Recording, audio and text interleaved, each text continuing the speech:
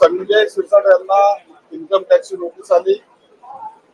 त्या संदर्भात मी माझा खुलासा ऑलरेडी केलेला आहे। मंत्री संजय शिरसाट यांना आयकर विभागाने नोटीस पाठवली आहे। छत्रपती संभाजीनगर मधल्या विट्स हॉटेल प्रकरणी ही नोटीस पाठवण्यात आली आहे, कारण त्यांनी 43 कोटी रुपयांचा घोटाळा केला असं म्हणले जाते।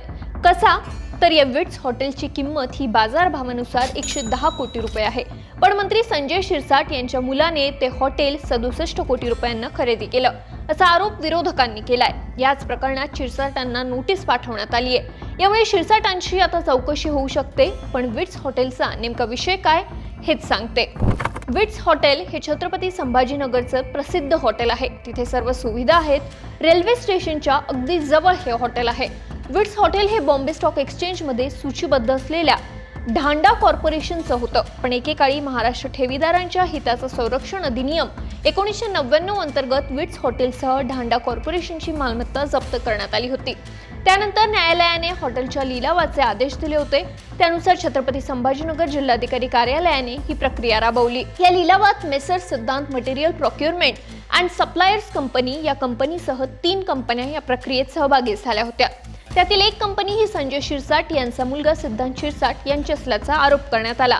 विट्स हॉटेलची बाजारभावानुसार किंमत ही 110 कोटी रुपये होती, पण सिद्धांत शिरसाट यांनी विट्स हॉटेलचा लिलाव 67 कोटींना जिंकला असा आरोप विरोधकांनी केला होता।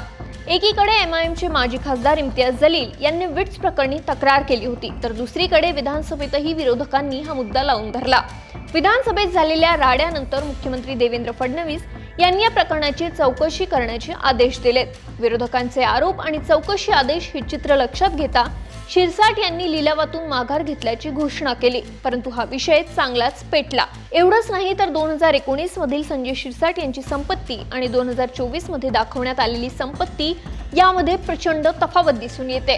2024च्या निवडणुकीमध्ये काय निवडणूक लढवली त्यावेळेला दिलेलं शपथपत्र, त्या शपथपत्रामध्ये दाखवलेली मालमत्तामध्ये तफावत असल्याचं त्यांचं निष्कर्ष त्यांनी काढल्यामुळे त्यांनी याच्याबद्दलचं स्पष्टीकरण मला मागितलं आणि त्याच्यासाठी त्याच्यातून थोडं मागून घेतलेलं आहे। यामुळे आयकर विभागाने संजय शिरसाट यांना नोटीस पाठवली आहे। या सगळ्या प्रकरणावर 9 तारखेला उत्तर देण्यास आयकर विभागाने सांगितलं होतं, मात्र संजय शिरसाट यांनी वेळ वाढवून मागितला। मात्र वेळ मागितला असला तरी संजय शिरसाट यांना आलेल्या नोटीसला उत्तर द्यावं लागणार आहे।